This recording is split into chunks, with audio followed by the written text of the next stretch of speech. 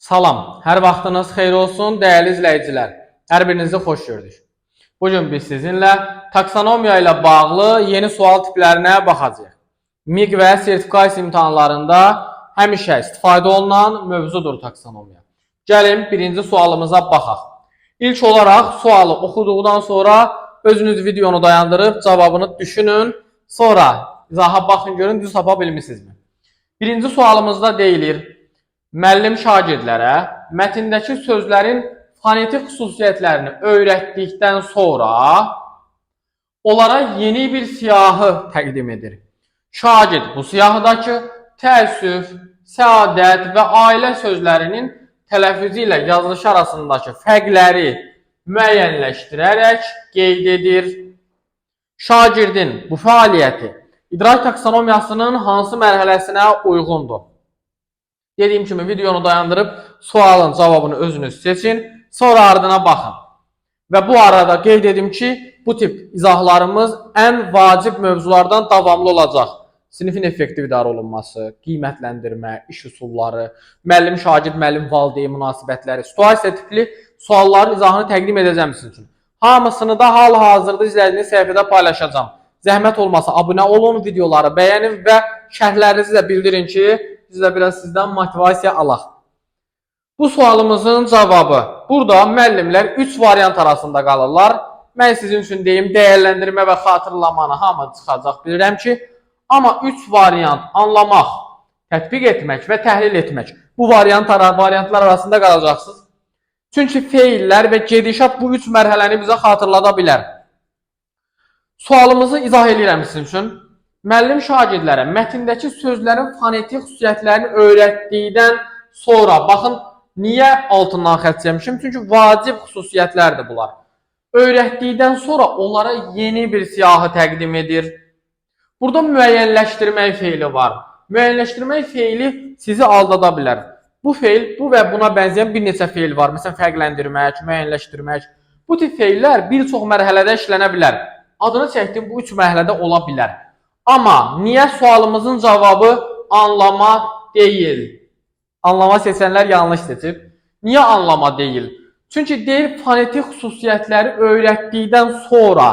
Deməli, müəllim öyrədib.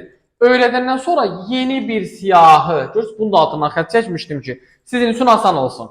Yeni bir siyahı təqdim edir. Məsələn, desəydi ki, müəllim öyrətdikdən sonra şagirdlərə həmin öyrətdiyi qaydalar və ya düsturlar, məsələn, əsasında tapşırığı həll etməyi tapşırdı. Aha, o olardı anlama. Amma burada heç bir qayda düstur vermir. Öyrədir, bitirir. Şagird sərbəst şəkildə yeni bir siyahıda öyrəndiklərini tətbiq edəcək. Cümlənin ikinci mərhələsində şagird bu siyahıdakı təəssüf, səadət, ailə sözlərinin tələffüz ilə yazılışı arasındakı fərqləri müəyyənləşdirərək qeyd edir. Bu da sizi sadəcə anlama kimi düşünə bilərsiniz. Amma artıq yeni bir situasiya üzərində həmin sözləri şagird fonetik təhlil aparacaq onların üzərində. Düzdürmü? Bu halda cavabımız olacaq tətbiq mərhələsi. Şagird öyrəndiyini tətbiq edir. Öyrəndiyi bir fəaliyyəti, qaydanı özü birbaşa yeni bir situasiyada tətbiq edir. Cavab C bəndi. Təhlil etmə mərhələsi niyə deyil? Çünki təhlil etmək mərhələsində şagird bu sözləri istifadə edib, onları ayrı-ayrı şəkildə təhlil edib, araşdırıb, analiz edib, nə isə önə çıxarda bilərdi. Bu halda olardı təhlil. Amma burada elə bir xüsusiyyət də yoxdur. Belə bir sual verim sizə. Sualın içindən bir sual çıxaraq gəlin. Sokrat dialoquna bənzəsin. Bəs burada biliyin növü olaraq sizcə nə seçə bilərik bu sualımızda? Öz cavabınızı yenə də yaza bilərsiniz. Özünüz üçün düşünüb çıxara bilərsiniz. Burada bir çox hallarda müəllimlər 2 variant arasında qalırlar. Əlbəttə ki, biliyin növlərini deyəndə. Konseptual və prosedural biliklər arasında. Prosedural. Konseptual bilik olmayacaq əslində. Çünki yenə müəyyənləşdirmək sözü sizi aldada bilər. Konseptual yox. Prosedural bilik var burada biliyin növü olaraq. Sırf tətbiq etmək mərhələsidir deyə yox. Burada işin gedişatı proses tələb eləyir bizdən. Şagird fonetik təhlil yolunu bilməlidir ki, o təhlili aparsın. Düzdür? Fonetik təhlil yolunu bilir. Kitabda da yazılıb. prosedural bilikdir. Bəs təfəkkürün növü olaraq hansı növü seçə bilərik? Bu cür əlaqələndirib testlər işləyəndə daha yaxşı mənimsəyir insan. Çalışın ki, bu yollardan istifadə edəsiniz. Təfəkkürün növü olaraq məntiqi, tənqidi, yaradıcı, abstrakt, nə bilim və s. Burada sadəcə şagird öyrəndiyini tətbiq edirsə, heç bir araşdırma, öz mövqeyi falan yoxdur, yeni bir yol yoxdur. Təbii ki, məntiqi təfəkkür olacaq burada. Məntiqi. Deməli, əgər bizdən biliyin, təfəkkürün, taksonomiyanın növünü istəsəydi, tətbiq etmək, prosedural bilik, məntiqi təfəkkür olacaqdı cavabımız. İkinci sualımıza gəlin, nəzər yetirək sizinlə. Bir dəqiqə, baxım görün videomuz dayanmayıb ki. Aha, gedir. İkinci sualımızda deyilir. Dərslikdə verilmiş mətndə müəllif iqtisadi artımın həm müsbət, həm də mənfi tərəflərindən bəhs edir.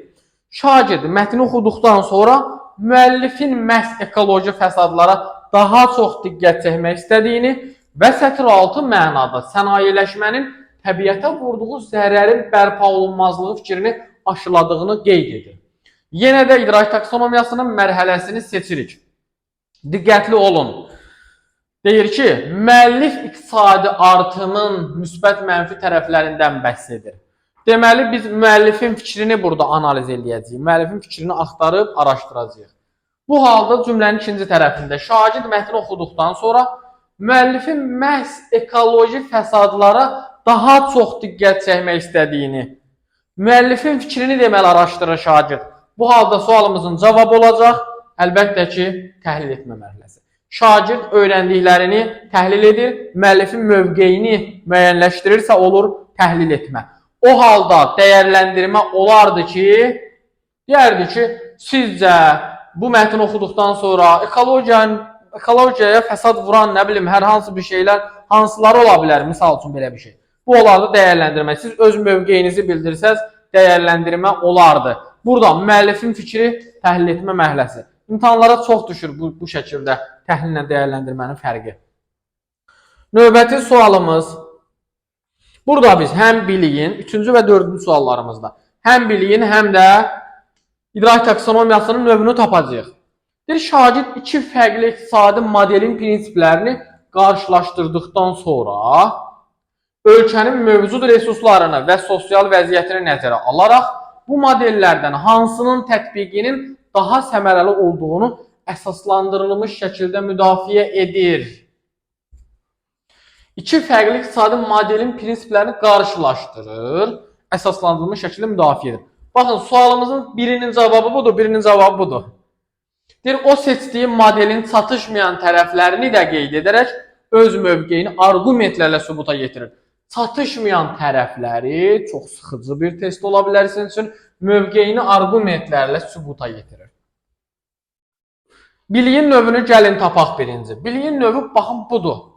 İki fərqli iqtisadi modelin prinsiplərini qarşılaşdırır. Əlbəttə ki, konseptual bilik. Burada proseduraldan söhbət getmir, faktologiyasında yoxdur, metakognitivdə yoxdur. Prosedural bilikin ardıcıllığı da yoxdur, faktoloji əzbər biliklərdir, o da deyil, metakognitiv özü ilə bağlı, onları silirik. Cavabımız konseptual bilikdir burada. Bəs yaxşı, fəaliyyətin növü nədir? İdrak taksonomiyası, təhlil və dəyərləndirmə. Niyə sıxıntılıdır dedim sizin üçün? Burada çünki iki mərhələnin açar xüsusiyyəti var. Çatışmayan tərəflər təhlil etmə. Yəni, bu situasiyada təhlil etmə mərhələsi var. Mövqeyini arqumentlərlə sübuta yetirmək, dəyərləndirmə. Bu sualın cavabında dəyərləndirmək də var. Xəttim yaxşı olmasa da üzrlü say. Dəyərləndirmə də var burada. Təhlil və dəyərləndirmə. Aha, situasiyamızda həm təhlil var, həm dəyərləndirmə. Bəs biz hansını seçək? Öz müdavimlərimə ilin əvvəlindən öyrətmişəm. Deyirəm, siz də bilin. Əgər bir situasiyada iki mərhələnin açar xüsusiyyəti varsa, baxın, təhlil idrak taksonomiyasında 4-cü mərhələdir. Təhlil etmə. Etmək. Aha. Dəyərləndirmə idrak taksonomiyasında 5-ci mərhələdir. Dəyərləndirmək, dəyərləndirir. Bu halda indi biz hansını seçək? İdrak taksonomiyası nəzərə alsaq ki, iyerarxik quruluşa malikdir. Yəni, sadədən mürəkkəbə doğru düzülüş var burada.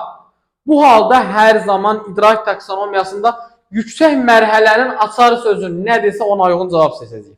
Cavabımız konseptuallik və dəyərləndirmə olacaq. Təhlil olan cavab səhvdir. Niyə? Adi bir şey. Heç çox uzağa getmirəm. 4 və 5. Sizcə 5-in içində 4 olar, yoxsa 4-ün içində 5 olar?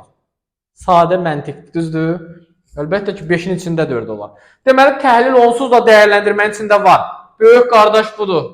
Bu halda bizim cavabımız da dəyərləndirmə olacaq. Yəni, idrak taksonomiyasında biz ən yüksək mərhələnin açar sözü nədirsə onu da cavab kimi götürürük. Burada əgər desəydik ki, mövqeyini arqumentlərlə sübuta yetirdikdən sonra yeni bir, məsələn deyirəm, yeni bir yol təklif edir. Avtomatik olaraq silirdim dəyərləndirməni, yazırdım bura yaratmaq. Niyə? Çünki yaradıcı təfəkkürün xüsusiyyəti var. Yaratmaq 6-cı mərhələ ən yüksək mərhələdir. Mən yaratmağı qoya-qoya gedib dəyərləndirmə götürə bilmərəm. Düzdür? Məsələn, sadə cümlələr var, mürəkkəb cümlələr var Azərbaycan dilində. Mən deyə bilmərəm ki, sadə cümlənin içində mürəkkəb cümlə var. Amma deyə bilərəmmi ki, mürəkkəb cümlənin içində sadə cümlə var. Bu da eyni məntiq, sadə bir şey. Siz də bu cür sadə şəkildə, maraqlı və həqiqətən öyrədici şəkildə, nə bilim, mənə öyrədici gəlir, bilmirəm, bəlkə sizə öyrədici gəlmir. Öyrənmək istəyirsinizsə bu taksonomiyanı, digər mövzuları dəstəmizə qoşula bilərsiniz. Baxın, 050 697 78 33 nömrəsinə yazaraq növbəti il üçün yeni qruplarımız yaranır. Qoşulub dərslərimizdən yararlana bilərsiniz. Belə müəllimlər, sonra növbəti sualımıza gəlin baxaq. Məsələ bilirsiniz nədir? Bir situasiyanı işləyəndə, bir situasiyanın içindən biz bir neçə əlaqələndirərək bir neçə mərhələni öyrənə bilərik. Məsələn, bayaqki situasiyada biz neçə dənə mərhələ öyrənmiş olduq. Ən azından təhlil haqqında məlumatımız oldu, anlamanı bildik. Yəni, biraz öyrədici, biraz əlaqələndirərək işləmək lazımdır testləri. Hə, işlədim, getdim. Cavab düz çıxdı, səhv çıxdı.